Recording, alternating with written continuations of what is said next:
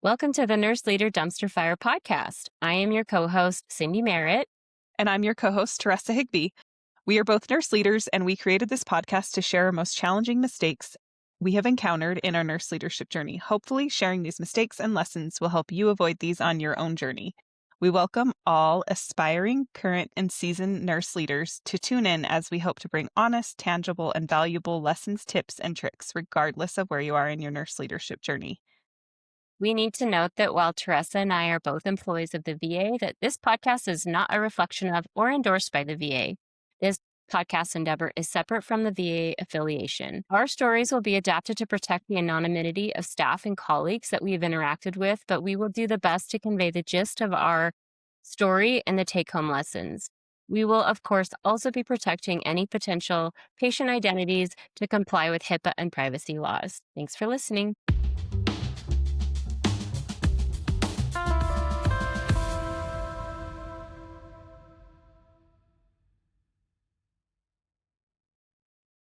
Good morning, Teresa and audience. Good morning. We are recording this lovely Saturday morning, and we have a topic we want to share with you. So kind of in the first episode was about the first 30 days as a new manager, and then some other things. The next episode was about the next layer of things as a leader. In this one, I wanted to talk a little bit about this, about what do you do for the rest of forever, 5 years in. Maybe you're in leadership for 10 years. Some people do stay in that long. Some people go in and out, and so I just kind of wanted to talk about what that looks like as a long-term position, because leadership long-term is hard. And one of the biggest things we are going to combat is going to be just like, I don't know if you've experienced this, Cindy, when you were a nurse, but when I was a nurse, I experienced different levels of burnout throughout my career. So like at year one, I was like, what did I get myself into? And then I jumped back into learning and like trying to grow and be better. And then year 3 to 5, somewhere in there, I can't remember exactly anymore, but I was kind of like, I can't do this forever. What did I do? Right. And then, so, and it's the same thing, I think, with leadership. So I kind of wanted to talk a little bit about that. Yeah. So, in trying to prepare for this episode, I was trying to do some research and like see what's out there. And there's tons of information out there on preventing nurse leadership, just nursing burnout, not leadership burnout. But there's very little about leadership burnout. But yeah, I've definitely been burned out as a staff nurse, and I've been burned out as a leader. And I think, like, after doing some research on the interwebs and thinking about my own experiences, I think that there's different reasons we get burned out. I think like the most commonly understood one is that you get burned out because the workload's too heavy, which is Mhm. definitely an issue in leadership. Like it's like the list of to-dos never ends, and there's always new things coming down the pipe that you have to roll out, and there's always little fires you have to put out. So it's for sure one of the reasons you can burn out is from just being overburdened, and definitely experienced that as well. But I've also been burned out before, because I was bored. Yeah. I know we already talked about this in a different episode or somewhere, but also just not setting boundaries or scheduling like rest and like just overworking yourself, not Yeah, having those things in for yeah. yourself.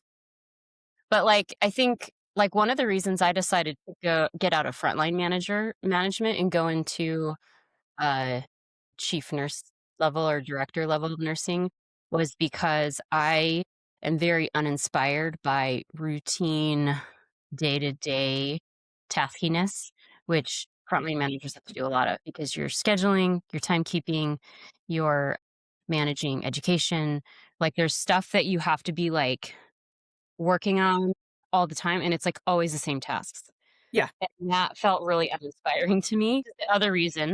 The third reason I, at least myself, can identify reason for burnout is misalignment of values. So, like, if what I believe in is a priority that fills my cup, if I don't have space or an atmosphere that supports that, which can be for a variety of reasons, but if my personal values don't align with the values of where the unit or the organization needs to go, and I can't focus on the things that are important to me. That also is, I mean, I think it's a level of burnout, but it's also like I just feel kinda depressed when that happens. I think misalignment of values is a very common issue that we often don't recognize. Mhm, A lot of us go through life and we don't even consider or think of what are our values, because you should be living your values in all aspects of your life. And when you're not, and we all have to do this sometimes, you have to reevaluate. Like I can't say that I am perfect at this all the time and making sure everything I'm doing is always in alignment with my values, because sometimes life pops up and you just like start going through the motions without realizing that you're not doing that. So mhm, I think it's easy to do that. Some people do it better naturally, and others of us have to like think about it more. But I think that's a major one. And mhm, I think kind of how we have talked in the past also is like one of the big challenges as a nurse is when it can happen in leadership too, but here's a basic example. As a bedside nurse, for example, a misalignment in values is respecting people's dignity, right?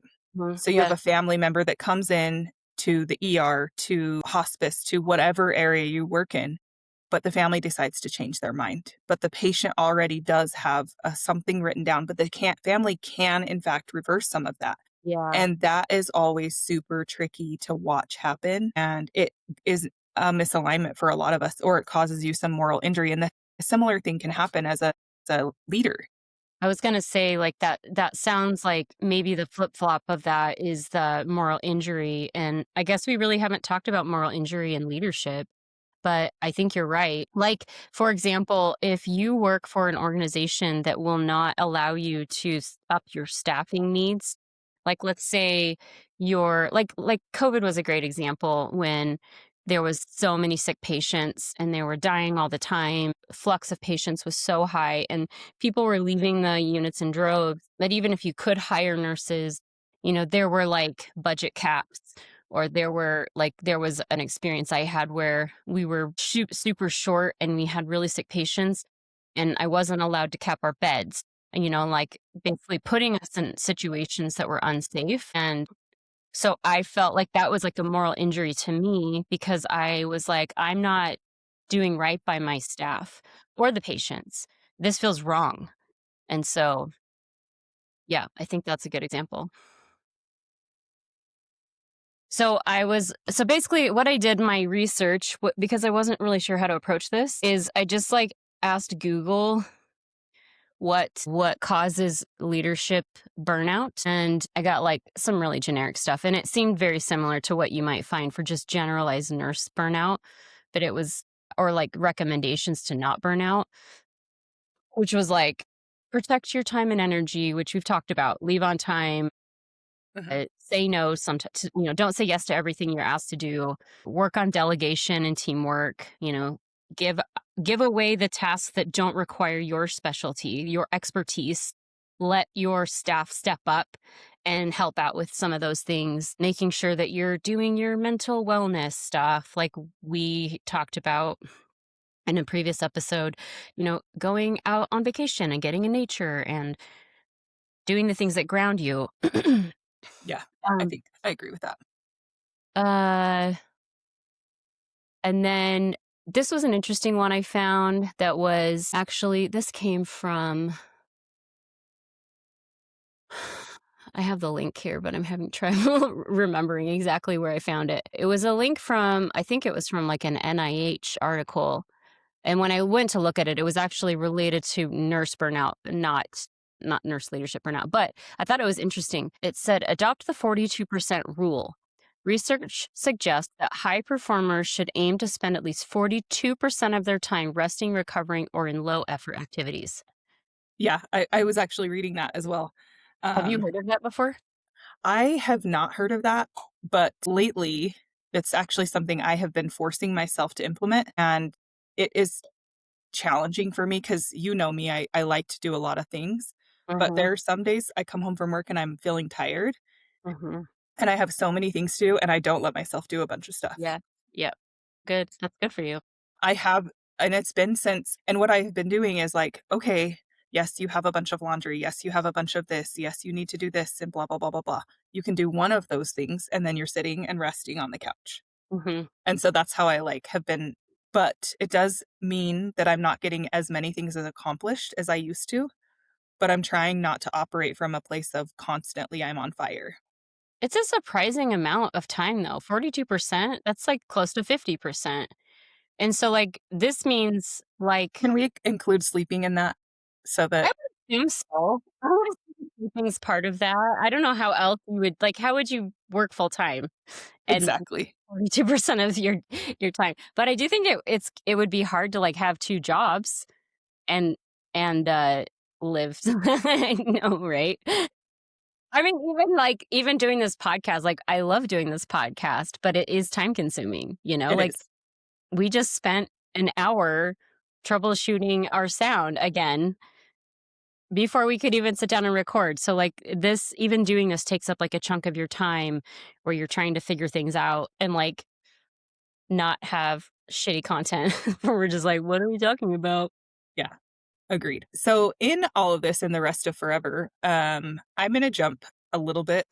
Sorry, everybody.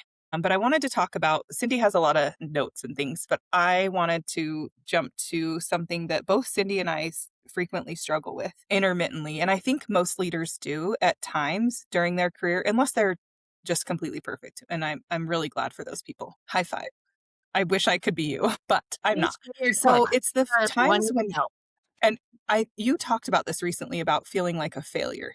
Mhm, And like I look at my team right now and I've looked at my team and I sometimes I'm like my team is I know my team is the best. I think they're all great. They have different strengths, they have different weaknesses, but I literally love different aspects of all of that and I really enjoy my team a lot. And that's not just saying that because I don't even know if they'll ever even listen to this and I don't really care. But I genuinely love each of them for different reasons. They mhm, all have different skills. And some of them, their weaknesses do impede some of our goals, right? But guess mhm. what? So do some of mine. And when I fail, I feel like I let the whole team down. And lately, what I think is a good communication strategy, I've been gotten some feedback from my team that it wasn't. Well, So like, the fact that they can tell you that though, like, that's a kudos to you. Like, not all staff feel like they can give their manager, negative feedback. And so, like, they clearly feel like they can say that to you. So that says a lot about you and how you're presenting yourself. So, before you get all on the failure side, good job that on is that. good. We were having a discussion about so what I did is I'm gonna give the example because this isn't anything private or anything. So basically what was happening is we have been increasing the number of mock codes we're offering in the hospital because for a while with COVID and everything else, they essentially disappeared. And there was only one person in charge of trying to run all the mock codes for the entire facility, which our campus is big. And so essentially what was happening is they weren't happening because no one person can meet that need. Mhm, So, first thing I did was I got more people trained in an ACLS and BLS so that I could have more people running mock codes. And so that worked. But now we're finally actually doing a lot. But we're doing so many that there's a lot on our calendar and people are missing that they were in charge of one. yeah. And so one of the things I did is I would schedule they come through a portal to me or to more than just me because I don't like any one thing just to be on one of us, but to me and 3 other of my team members in case we're off because all of our schedules vary as well. I'm the only Monday through Friday consistent one though. So, what I had done was when I assign a mock code to someone, I put them as the required and then I check their calendars in Outlook and I look for what's going on and I'm like, okay, this person can run this one that day and they all have said they want to. So this isn't something I'm just like forcing them to do. It's a Mhm, discussion we've had and I know they do. And some of them even are like, I really enjoy these. They're fun for me. So I'm like, okay, and I keep that in my mind. So I have been like assigning them to their thing and saying which drill it's going to be because we have some BLS type drills as well for those areas that don't need a full mock code in their area, but they definitely need to know at least how to initiate BLS and what the beginning steps are until the ACLS team arrives. mhm. So I put it on their calendar as you're the required person and one or two optional instructors in case something pops up and someone needs to back up. Well, I guess what was happening with my team is they would see that optional and think, well, we don't need 3 instructors there, so I'm not going. Yeah, I had assigned them to run it. And so we talked about that and what that should look like differently on their calendars. And they're like, can you put my name in the invite as I'm like X, Y, or Z is running this drill? And but the other issue is I'm also putting the location. So now the invite's going to be like this long, but you know, and then we have some other ones that are a little bit more optional that I want them, depending on their schedule, to assign themselves to. Okay. And so, because I'm not the only one assigning these, there are some that we're trying to do on the fly, but like somewhat planned. Like they're on our calendar to make sure we do some interdisciplinary mock codes. Like, hey, we're going to do this today. We're going to do it here, blah, blah, blah, blah. So, anyways, that was a major communication gap that I didn't recognize I was doing because I thought that was helpful. But they were like, no, it's not. Because we had a discussion about calendar management as well, because when you're newer into these types of roles, We might use um, looking at a calendar. so it was fun. It was a good discussion. We learned some gaps on both sides. I learned that I could do better in making sure I'm clear in what I need and that all the invites are consistent. And then they were like recognizing, oh, when I see all of those, I'm ignoring half of them. And I was like, you need to manage your calendar. And that was mine back to them is, and I wasn't trying to be rude. I was just kind of like, when you see stuff, I'm like, get the things off that are not for you. So you're not feeling overwhelmed. I was like, all the stuff you know you're not going to go to at the beginning of the week, just get them off so that you can see the things you know you need to do and organize your week. And they were like, oh, And if okay. you have a question, if you're like, "Oh, I see that I'm on optional, so I'm just gonna," like, ask your boss, "You put me on here as optional, but is it really optional, or, like, do you actually want me to go?" Right. The funny thing is we did already have a discussion about that. The ones that they are sent to optional, we already discussed in our team meeting 3 or 4 times about saying, if you can go to these extra ones and you're in there as optional, please accept or decline the invite. And I told them I would be on as tentative for a backup because I'm also an instructor and I'm Mhm. more than happy to fill in when I need to. But I and that's one of the things I also like to do. I try to not just be a leader. I try to also be able to jump in where I can Yeah, for sure. because I think that's important. But anyway, I was just thinking that failure of communication and whatnot. It was rough. A little bit like I felt a little bit like I was not doing the right thing by my team and being inconsiderate of their calendars and their time and not recognizing that I was doing that. And that felt I was like, "Ooh, oops." Thank you all for joining us. Do you have anything else to say, Cindy? I don't think so, but I think this more than anything reminds me why we really want you guys, our audience, to come and reach out to us. Yes. If you have experiences, we would love to hear them. You can email us at our arianurcircle.com email Emails. addresses. You can send us a DM on Instagram, put a comment in one of the platforms if you're where you're watching this. But we really want to hear your experiences, and I want to hear what is working well for you. If you guys have other things that are helping you manage burnout and feel inspired, like what are they? We want to know about it. If we can keep the good leaders in by developing a community, I Yes, think nursing as a whole would benefit. And I absolutely. think that is part of what we are hoping to achieve here. Give me chills. It is. Is it not? I mean, that's my vision. I I think really, we've really talked about would. that. I want to make when I became a leader, I avoided it for 10 years. I was being told I should go into management for 10 years. And I was like, no, no, no. I don't want to micromanage. I don't want to be a babysitter. And then I don't know, maybe it was from talking to you, Teresa, of just realizing I can define this however I want. I don't Yes. have to be a micromanaging leader. And so I think just even saying it doesn't have to be like this, just because it's been like this for the past 57 billion years, that's exaggerating, obviously. Obvious. It doesn't have to be like that. Like we can do better for ourselves. We're nurses are like one of the largest healthcare cohorts in the country. Workforce. Workforce, It's thank one of the largest workforce in general. Yes. And even if you take just the leaders out of that, like by normal just like logic, we're going to have a lot more leaders in nursing than we probably do have in any other individual workforce. And so we have got to find ways to rally together and really find ways that we can be successful. Because when we're successful, our teams are successful. Hmm. And if you're like, I think how Teresa and I feel successful when my team feels successful. Like Yes. that's nothing fills my cup more than watching the people I am supporting rise to the occasion and be their best selves. Yeah. Agreed. I think so true. I feel like it was an important episode to have. We definitely want to know, what are your plans to manage your career for the rest of forever? Yep. All right. Thanks for the great discussion, even with all the technical difficulties, It was Teresa. still fun. All right. Bye.